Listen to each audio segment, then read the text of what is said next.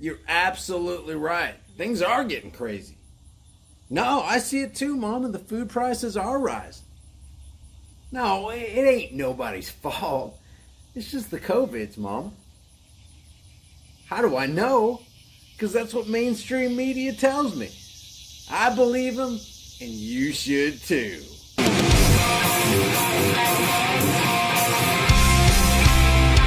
Okay, what we're taking a look at right here is the national debt clock. Remember, these are just the numbers they allow you to see, okay? It says that the U.S. national debt is sitting around $26.5 trillion. That's not entirely true. Down here, if you count unfunded liabilities like Social Security and Medicare, it boosts that number up to $153 trillion. There's only one way you can get to 153 or even 1 trillion. The only way you can get to $1 trillion worth of debt. And remember, here's how big the number trillion is. If you made $1 a second every single day, $1 a second is $84,600 a day. It's roughly $31.5 million a year that you would make. How long do you think you would have to live to collect your first $1 trillion if you made $1 a second? $86,400 a day. How long would you have to live? Just a real quick pop quiz for you. How long would you have to live to earn $1 trillion? This is how big a trillion is. And it's very important that we talk about this because people throw around even billion. Billion is a staggering number, guys. They're trying to desensitize us by constantly using trillion now. They never used to talk about billion. They never used to talk about trillion. Now they're talking about trillion all the time. Yeah, exactly. It's around 32,000 years you would have to live earning $1 a second. You would have to be alive earning $1 a second every single day for 32,000 years. I think it's like, if you want to be accurate, it's 31,709 years. Check my math on that. 31,709 or 710 years. Almost 32,000 years to collect your first $1 trillion. That's how massive trillion is. And if you look down here with unfunded liabilities of Social Security and Medicare, $153 trillion. There's no way you can't wrap your head around that. It's just a massive, ridiculous number. And most of that money went into the pockets of the Zionist international bankers, our public enemy number one, and has been since 1913, at least since 1913. And these are just above the board figures that we have no idea what the off the books numbers really are. They've raped us and pillaged us so much. So in light of that, I just wanted to show you this real quick. Have you noticed the skyrocketing beef prices? Check this news article out. Well, if you thought grocery prices were high a month ago, think again. Just in time for the start of summer, many of the meats that we throw on our grills are spiking in price right now. Consumer reporter John Matarese takes a closer look into the latest price hike so you don't waste your money. Looking for some steaks to throw on the grill this weekend? Well, you better bring some extra money. The pandemic is sending some grocery prices up again. That's a lie. The pandemic is not shooting grocery prices up. You know what is? The Federal Reserve. The only tool the Federal Reserve has in their tool chest is debt. All they can throw at a problem is debt. If they can't figure the problem out, well, they'll reach into the toolbox again and grab some more debt. Is the economy good? They'll grab some debt. Is the economy bad? They'll grab some debt. That's all they can do, guys. This isn't a CV-19 problem. This isn't a pandemic problem. This is a plandemic problem. The organized, planned shutdown of the U.S. economy in the second quarter, according to James Bullard from the St. Louis Federal Reserve. The grill was sizzling at the We Smoking Barbecue in Norwood. Our headquarters right here. Tyreek Ramsey has served the community from this food truck for years, but has been forced to raise prices with his pork rib costs up sharply. We used to be able to get it for maybe like $1.99 a pound, but now we're having to pay almost like $3.99 a pound. So $1.99 a pound. It used to be, and what he's saying is right. It used to be $1.99 a pound. Let's just round it up to $2. Now it's $3 a pound. $3.99 a pound. Let's round it up to $4. It's doubled in price. Pork prices for this guy have doubled. Almost like double, triple. While chicken and ground beef prices are higher, the worst is on steak, where prices have gone up almost 50% on some cuts. And it's so easy just to blame the scamdemic. It's so easy to blame an invisible enemy when the real enemy is very visible, the Federal Reserve. At Walmart on Red Bank Road, we found basic strip steaks for $12 a pound, $22 for 2 small shrink-wrapped steaks. One of the cheapest cuts of meat, chuck roast, was $8 a pound. Jackie Thompson says she can't afford it anymore. It's totally ridiculous, $15 for a steak. Things weren't much better in the grocery store. Here in Kroger, we found bone-in ribeye at $15 a pound, $21 for 1 small steak. Guys, we ain't seen nothing yet. This inflation is indicative of what the Federal Reserve is doing with the M2 money supply. We're going to look at the M2 money supply chart here in a second. But this is this correlation. You can draw a line straight from your food prices to the Federal Reserve. This has nothing to do with the pandemic. This has nothing to do with CV19. CV19 is a cover story for what you're seeing right here, to cover up the criminality and the criminal actions of the Federal Reserve. The Hutchinsons wonder if short supplies are to blame. It's still pretty thin in the meat aisle for sure. They're right. The Bureau of Labor Statistics says processing plant shutdowns continue to cause shortages. It says beef prices rose 11% in May, 19% for beef roast. Also up chicken, tomatoes, and even ice cream, the government says. Which means back at We Smoking, Tyreek has to explain why his price board has been going up. Just had to go up a few more dollars, and a lot of the customers, they kind of understand, we just kind of explain it to them. Yeah, how are you going to explain it to them when they're wheelbarrowing money or paper to your pork stand here? Watch this. Here's another one. This is from ABC. Now to the grocery store where prices are on the rise, but it's not all bad news. This morning, shoppers coast to coast are paying more at the supermarket. A new government report shows prices for meat, poultry, fish, and eggs rose by nearly 4% last month. But when you look at the prices now compared to last year, the differences are stark. Beef prices are up 16%, and egg prices up 21% compared to this time last year. This is back in June, guys. We're in July now, and I'm going to show you it's gone up even more since then. The coronavirus has caused a major disruption within the food supply chain. See, everybody's blaming CV19. Everybody's blaming the coronavirus. That shifts the blame away from the real culprits, the Federal Reserve. We should be talking about the Federal Reserve every single day until they're gone. What's going on here is criminal activities. A criminal cartel has slipped in. They have a patsy. Their patsy is CV19. This is their red herring that they've thrown out into the forest, and all the bloodhounds are going for, oh, CV19 must be the problem. It's the pandemic. The reason all this stuff is happening is we had to shut down because of the virus. No, you shut down because of the Federal Reserve. They're out here ruining the economy. They're out here foisting the hidden tax called inflation. They're stealing. What this essentially amounts to is stealing the product of your time and laboring energies. Think about it. When you have a dollar and you work for a dollar, you're trading your time and your intellect and your laboring energies for a container where you can store your time and intellect and laboring energies until your time to deploy it. You deploy it because now it's in this nice little container called the dollar that everybody recognizes, and now you can trade the product of your time and laboring energies with other people. So what they're doing is when there's this hyperinflation, and hyperinflation's coming, we haven't seen it yet, but when you have this thing called inflation, the bankers are literally reaching into your pockets and stealing the product of your time and laboring energies. They're devaluing and dehumanizing you. They're minimizing your labor. They're stealing your labor. We have this unprecedented demand at the grocery stores. More people than ever have been eating at home. But as more restaurants reopen after the coronavirus lockdown, prepare for sticker shock on the menu.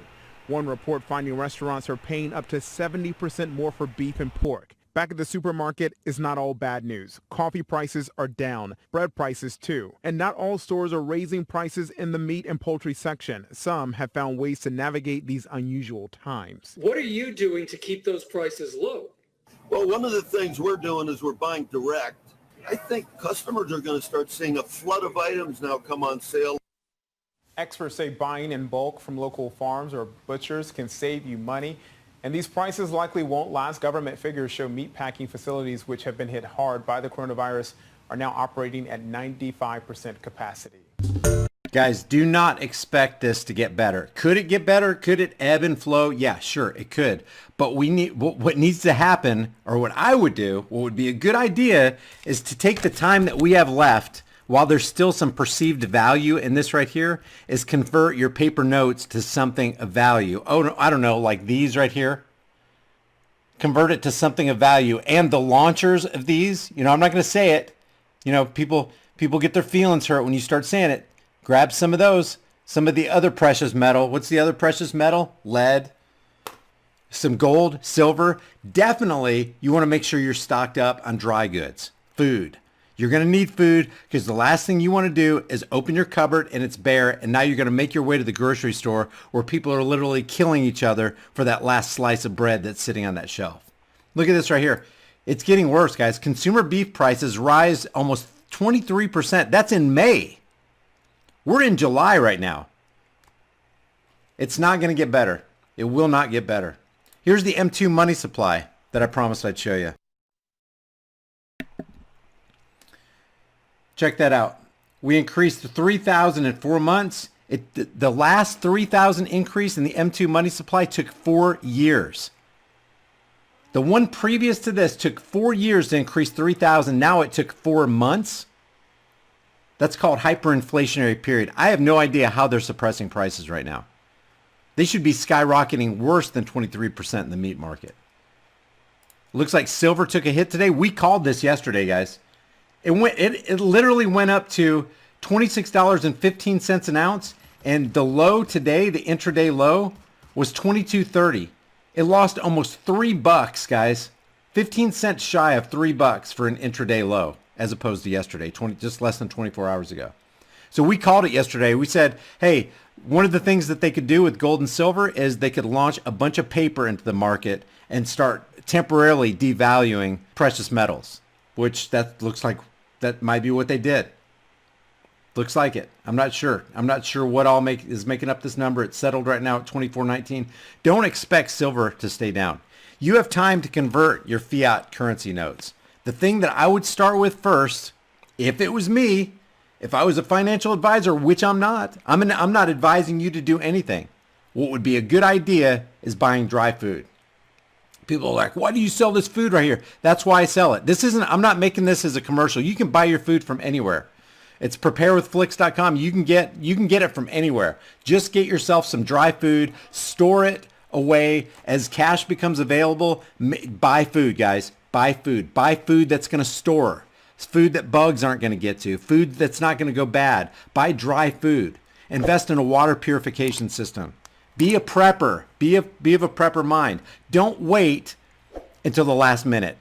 And that's what everybody else is doing. I bet north of 95% of people out there are waiting to the last minute. If you want this stuff, it's preparewithflix.com. The link's in the description. You don't have to get it from me. Get it from anywhere. Hey, you subscribe. But get it. Get it for your family. Get it for you and for your family. And you're going to need something to protect your food supply and your silver supply and your gold supply if you have it, and your life and your family's life. You're going to need something to protect that stash. Do not forget that. Let me go into the chat room, see what you guys are saying here. Lots of land. Yeah, grow your own food. Exactly. Yeah, that's ideal. Solar panels, grow your own food. Have solar flashlights so you don't have to depend on batteries. Become as self-sufficient. I know every one of us is connected, okay? Every one of us. There's not one person, put a 1 in the room if you're 100% off the grid. You don't buy your food from anybody. You grow everything. You don't use electricity. You don't use running water. You've got your own well. You've got your own pump. You don't have to buy gasoline. If you have to buy gasoline, if you have to buy any fuel source, you're not off the grid. You may be off the grid more than other people, but you're not completely off the grid.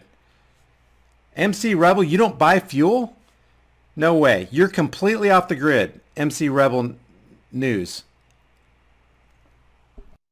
If you're completely off the grid where you're not buying food from the stores, you're not buying fuel, I doubt anybody in this room is 100% off the grid. Some people 80%. Yeah, being off the grid would be great. It's just that they're making that more and more and more impossible with each passing day, with satellites in the air, with all the technology that they got. No, I'm not off the grid. I'm using electricity right now. This isn't solar electricity. I'm very much on the grid, guys. It's not cheap going off the grid, says Strata. That's absolutely right. And it's very inconvenient, guys. It's so convenient to just hop in the car, in an air-conditioned, climate-controlled car, and drive to the grocery store and pick up food that other people grew for you, that other people packaged for you, and just go to the checkout counter and pay for it and go home and throw it into your refrigerator, which is powered by the power company. It's so convenient. If you've ever lived off the grid, you know how much more inconvenient it is. It'd probably be a good idea to even the Amish around here, they're on the grid. They're driving modern vehicles with gasoline in the tank, going home, and they have electric lines run to their house. They're on the grid. But yeah, being as much off the grid as possible, being self-sustained, self-sufficient, self-aware, self-determined, realize and understand self-defense. And then you can be more off the grid, and then you position yourself. You're in a way better place than all these other people who are highly connected, and they have no idea what to do when the electricity goes out. When it goes dark, they're scrambling for matches and a candle. They probably don't even own candles because they're not ready. That's how unprepared a lot of people are. They don't even have candles. They don't have a lighter on hand. And if they do, they got to search their junk drawer, or they got to go all around the house to find a flashlight. People are just not self-sufficient. Yep, convenience has made us soft. What is that saying? I love that saying. Good times create soft men. Soft men create hard times. Hard times create good men, or strong men, and strong men create good times. And then it becomes cyclical again. But yeah, good times create soft men. They really do. And hard times create strong men. So it's this catch-22, man. You start learning, and you increase in technology. You increase in knowledge. You put all this stuff out there that's beneficial to man, that makes things convenient. It's nice to have a refrigerator. It's nice to have a freezer. It's nice to have clean running water where if you're dirty, you just go in there and you take a shower. And you don't have to go out to the well and pump your water out of your own well by your own hands. It's just there, right there at the faucet. It's like magic. It is really nice to have. I just wanted to let you guys know, food prices are skyrocketing, and they're not going to stop. They may abate a little bit, and may even pull back some.